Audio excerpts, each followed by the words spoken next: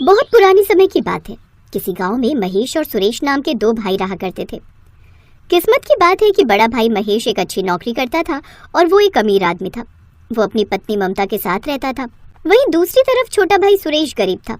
वो मेहनत मजदूरी करता था और अपनी बीवी कोयल के साथ रहता था। लेकिन एक दिन ऐसा हुआ कि उनके माँ बाप एक ही दिन एक ही समय पर गुजर गए। माँ, पिताजी, आप दोनों तो एक साथ हमें छोड़कर चले गए। शांत हो जाइए आप। अब होली को कौन टाल सकता है। बच्चों की तरह रोना बंद करो। हर किसी को एक न एक दिन जाना ही है। अगले दिन सुनिए, सुरेश और उसकी बीवी क्या हमेशा इसी घर में रहेंगे? हमारे टुकड़ों पर ही पलते रहेंगे? ममता, तुम बिल्कुल सही कह रही हो। अगले दिन सुरेश, जब तक माँ बाप जिंदा थे तब तक तुम दोनों हमारे साथ रह रहे थे, लेकिन अब तुम्हें कहीं दूसरी जगह इंतजाम कर लेना पड़ेगा। भैया, आप ये क्या कह रहे हो? अपने छोटे भाई से अलग होने की बात कर रहे हो? तू कौन होती है दो भाइयों के बीच में बोलने वाली है? कोयल, भैया और भाभी सही कह रहे हैं। ये घर भैया और पिताजी ने अपनी मेहनत की कमाई से बनाया था। मेरी इसमें सिर्फ मेहनत है, कमाई नहीं। इसीलिए हमारा इस घर पर कोई हक नहीं। सुरेश के हिस्से में थोड़ा सा खेत बचा था। वहीं पर वो अपनी पत्नी कोयल को लेकर चला गया। कोयल, आज से यही हमारा आशियाना है। मैं जा रहा हूँ काम पर। वैसे भी आज बहुत लेट हो गया। महेश जिस फैक्ट्री में काम करता था वहाँ पर वो जैसे ही पहुँचा वैसे ही वहाँ के सिक्योरिटी गार्ड ने उसे रोक लिया। कहाँ घुसे चले आ रहे हो? अरे गार्ड साहब, भूल गए क्या मुझे? मैं इसी फैक्ट्री में काम करता हूँ। काम करते नहीं हो, काम करते थे। तभी वहाँ पर मुनीम जी आ गए। गार्ड साहब बिल्कुल सही कह रहे हैं सुरेश। जब तुम्हारे भाई ने तुम्हें अपनी जायदाद और अपने घर से अलग कर दिया है तो हम तुम्हें काम पर क्यों रखें? अभी तक तुम उनकी गारंटी पर काम कर रहे थे, पर अब वो गारंटी खत्म हो चुकी है। तुम कहीं दूसरी जगह काम देख लो। ये सुनकर सुरेश को बहुत बड़ा सदमा लगा। उसने मुनीम से कुछ नहीं कहा और आसपास की दूसरी कंपनियों में बहुत सारी दुकानों में काम ढूंढने की कोशिश करने लगा, लेकिन उसे कहीं काम नहीं मिला। अरे, आज आप जल्दी आ गए। सुरेश ने सारी बात कोयल को बता दी। आपको बुरा लगेगा लेकिन मैं फिर भी कहूंगी, आपके बड़े भैया तो आपके साथ ऐसी हरकत कर रहे हैं जैसे वो आपके भाई नहीं बल्कि दुश्मन हो। और इसमें आपके भैया की भी पूरी गलती नहीं है। सब कुछ ममता भाभी का किया धरा है। दिन रात वो महेश भैया के कान भरा करती हैं। कोयल, किसी दूसरे को गलती देने से क्या फायदा? भैया की किस्मत अच्छी थी। उन्होंने पढ़ाई लिखाई मेहनत की और एक अच्छी नौकरी पा गए। मैं वैसा कुछ नहीं कर पाया। ऐसे ही दिन बीतते गए लेकिन सुरेश को कहीं काम नहीं मिला और उसके छोटे से खेत में मूंगफली की फसल तैयार हो गई थी। कोयल, लगता है इस बार मूंगफली की फसल बहुत अच्छी हुई है। मैंने फैसला किया है कि अब कहीं नौकरी नहीं करूंगा बल्कि मूंगफली बेचूंगा।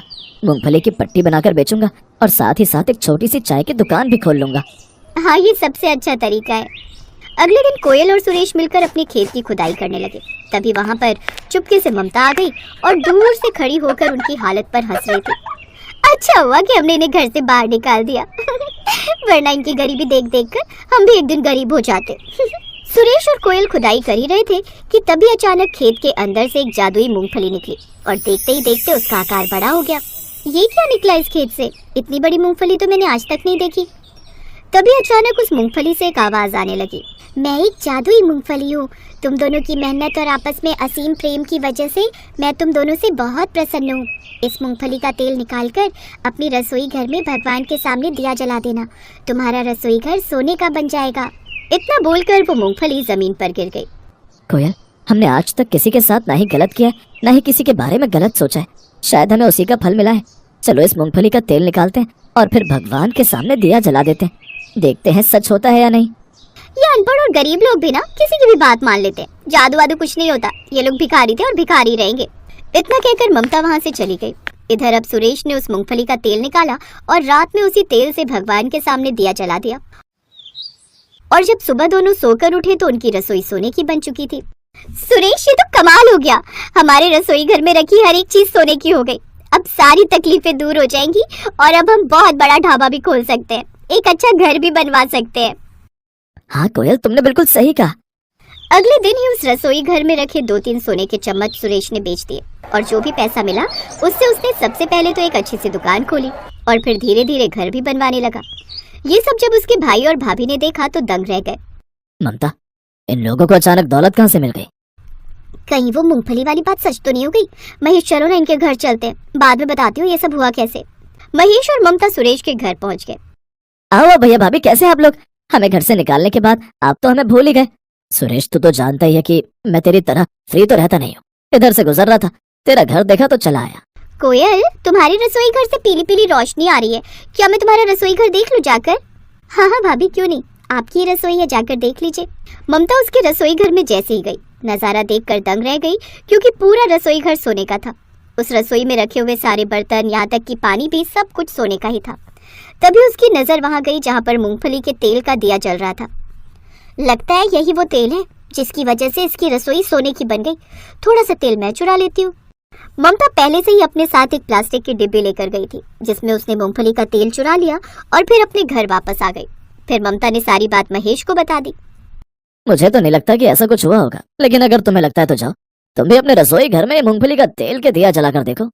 ममता ने उस चोरी किए तेल को अपने रसोई घर में जला तो दिया, लेकिन देखते ही देखते उसकी रसोई सोने की नहीं बल्कि घास की बन गई। अब उसके घर का सारा सामान घास का बन गया था। सारी सब्जियां, मसाले, सब कुछ घास का ही बन गया था, जिसकी कोई कीमत नहीं थी। देखते ही देखते उसके रसोई घर में बहुत सारी बकरियां, गाय, भैंस घुस गई और घास चढ़ने लगी। अरे ये सब क्या हो गया? भगवान ने हमारे साथ गलत किया है। कोयल की तो पूरी रसोई सोने की बन गई, पर इस तेल को जब मैंने जलाया तो घास की रसोई बन गई। ये सारे जानवर देखो हमारे घर में घुस आए हैं। उस चोरी के तेल से उन लोगों का इतना नुकसान हुआ कि महेश की नौकरी चली गई। उनका पूरा घर घास का बन गया। वहाँ जानवर ही जानवर आ गए। महेश और ममता जमीन पर आ गए। अब उनके पास कुछ भी नहीं बचा। ममता, ये सब कुछ तुम्हारे लालच की वजह से हुआ है, और कहीं ना कहीं मेरी भी गलती है, क्योंकि मैं भी तुम्हारी बातों में आ गया था। सुरेश और कोयल के साथ हमने कितना गलत किया, जबकि वो मेरा भाई है। फिर भी उन दोनों ने कभी हमें पलटकर जवाब नहीं दिया। उनके दिल में प्रेम था, उनके दिल में असली भक्ति थी, इसीलिए उनका रसोई सोने का बन गया। पर हमने क्या किया? सिर्फ धोखा और फरेब। अब हम यहीं बाहर जमीन पर ही रहेंगे और भीख मांगकर अपनी जिंदगी गुजारेंगे। मुझे भी अब अपनी गलती का एहसास हो गया है। मैं अब आपके साथ कहीं भी रहने को तैयार हूँ, लेकिन कम से कम मैं एक बार कोयल और सुरेश से माफी मांगना चाहती हूँ। महेश और ममता सुरेश के घर पहुंचे और माफी मांगने लगे। कोयल, मेरी वजह से ही दो भाइयों के बीच दरार पड़ी। मैंने तुम्हारे रसोई घर से वो तेल चोरी किया जिससे तुम्हारी रसोई सोने की बन गई थी। उस दिन मैंने जादुई मूंगफली की सारी बातें सुन ली थी। ये सब कुछ मेरे लालच और घमंड की वजह से हुआ। मेरा घर तबाह हो गया। मेरा रसोई घर और पूरा घर घास का बन गया, जिससे सारे जानवर मेरे घर को ही खा गए। कोई बात नहीं, आज से हम सब मिलकर एक साथ रहेंगे। अब वो चारों एक साथ खुशी खुशी रहने लगे। राजसमंद नामक एक गांव में जगमोहन अपनी पत्नी सोमा और बेटी गुड्डी के साथ रहता था। जगमोहन के पास जमीन तो थी, लेकिन साधन ना के बराबर थे।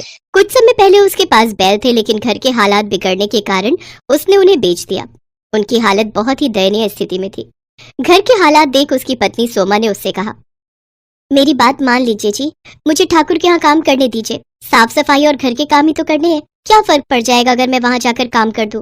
कम से कम घर के राशन पानी का तो खर्चा निकल ही जाएगा। ऐसी बात मत किया कर रेनू की माँ, तेरी बातें मेरे दिल को छलनी कर देती हैं। ये मेरे लिए मर मिटने जैसा हो जाता है। सोमा, तुम जानती नहीं हो उस ठाकुर की नीयत कितनी गंदी है। वो अपने घर पर काम करने वाली हर औरत पर बुरी नजर रखता है, और मैं नहीं चाहता कि वहां जाकर तुम भी उसकी गंदी नजर का शिकार बनो। ना ना, मुझसे तो नहीं देखा जाएगा, और मैं तो गांव में किसी को अपना मुंह भी नहीं दिखा पाऊंगा। नहीं नहीं, तू वहां काम करने नहीं जाएगी बस। जगमोहन दिन भर इसी चिंता में रहता था कि वो अपनी पत्नी और बच्ची को ढंग का खाना और कपड़े तक भी नहीं दे पा रहा था। वो फटे पुराने कपड़े पहनकर ही गुजारा चला रहे थे। जगमोहन जब भी गांव में किसी से मदद मांगने जाता कि हल और बैल दे दो या ट्रैक्टर उसके खेतों में चला दो, तो सभी उसे मना कर देते। एक दिन अपने खेतों को फावड़े से खोदते खोदते वो अधमरा सा हो गया। उसकी सूखी जमीन पर फावड़ा भी नहीं चल रहा था, लेकिन वो लगातार फावड़ा चलाए जा रहा था। उसकी आंखों के सामने बार बार अपने परिवार का चेहरा आ रहा था। उधर गांव का ठाकुर गीदड़ की तरह नजरें गड़ाए बैठा था कि कब जगमोहन मदद के लिए उसके पास आए और वो उसकी जमीन हथिया ले। वो जब भी जगमोहन से मिलता था तो उसे एक ही बात कहता था, जगमोहन, अरे तुझे कितनी बार कहा है अपनी जमीन मुझे दे दे, मैं तुझे उसके अच्छे दाम दे दूंगा। नहीं साहब, पैसे तो एक दिन खत्म हो जाएंगे, लेकिन जमीन ये मेरे पूर्वजों की निशानी है, भला इन्हें मैं कैसे बेच सकता हूँ। ये कहकर जगमोहन चला जाता है। ऐसे ही कुछ दिन बीत जाते हैं। एक रोज सोमा उससे कहती है, सुनिए जी, घर में आटा नहीं बचा है और ना अचार, सब्जी, कुछ भी खाने को नहीं है। अब हम क्या खाएंगे जी? सोमा, तू रेनू के लिए कुछ देख, है तो हम तो भूखे भी सो जाएंगे। लेकिन आपने भी तो सुबह से कुछ नहीं खाया जी, आपको भी तो भूख लगी होगी ना। भूख तो लगी है सोमा, लेकिन मेरी जेब में पैसे नहीं है कि मैं बाजार जाकर आटा खरीद सकूं, और खेत पूरी तरह बंजर है, उसमें घास तक का एक अंश नहीं होता है। अपने पति की लाचारी देख सोमा को उस पर दया आती है। फिर उसका ध्यान अपने पति की बात पर जाता है और वो आंगन में लगी घास को देखती है। फिर उसे तोड़ कर लाती है और उसे पतीले में उबाल लेती है। फिर सिलबट्टे पर पीसकर उसका पेस्ट बना लेती है और उसमें नमक, मिर्च, हल्दी, अजवाइन मिलाकर उसे तवे पर डाल देती है। फिर उसकी गोल सी रोटी बनाकर तैयार कर लेती है। ये ले रेनू, मेरी बच्ची, अपनी माँ को माफ करना। घास की रोटी बनाने के अलावा मेरे पास और कोई चारा नहीं था। तो क्या हुआ माँ? मास्टर जी कहते हैं हमारे महाराणा प्रताप भी जब जंगल में रहे थे तो उन्होंने भी यही हरे घास की रोटियां खाई थी, तो फिर हम क्यों नहीं खा सकते? बिल्कुल सच कहा मेरी बच्ची। फिर जैसे ही रेनू और जगमोहन उसे अपने मुंह में डालते हैं तो उसे खाकर कहते हैं, वाह माँ, ये तो बड़ा ही स्वादिष्ट है।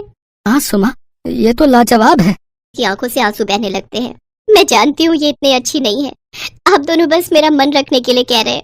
फिर उन तीनों की आंखों से आंसू बहने लगते हैं। तभी दरवाजे पर कोई आदमी आता है। जी, ये जगमोहन जी का घर है। जी हाँ। तभी जगमोहन आता है। क्या बात है भाई साहब? दरअसल मैं लॉटरी विभाग से आया हूँ। कुछ महीने पहले जो आपने लॉटरी खरीदी थी उसका आज रिजल्ट आया है और आपने इस लॉटरी को जीत लिया है, जिसका इनाम पूरे 25 लाख रुपए है। 25 लाख रुपए? और साथ में ये, हाँ जी, और साथ में ये आज का खाना हमारी कंपनी की तरफ से आपके लिए। ये सुनकर जगमोहन, सोमा और रेनू सब बहुत ही खुश होते हैं। अब उनके दिन बदल जाते हैं। जगमोहन ट्रैक्टर बुलवाकर अपने खेतों पर चलवाता है, जिससे उसकी बंजर भूमि में जान आ जाती है और उसमें फसल उगाती है। साथ ही वो अपने लिए पक्का घर भी बनवा लेता है और अब शहरों से नई नई खाद लाकर अपने खेतों पर डालता है, जिससे उसकी फसल अच्छे से तैयार हो जाती है और वो उससे भी काफी पैसे कमाने लगता है। देखते ही देखते अब वो उस गाँव का सबसे अमीर आदमी बन जाता है। अब वो अपने परिवार की हर इच्छा पूरी करता है और खुशी खुशी उनके साथ रहने लगता है।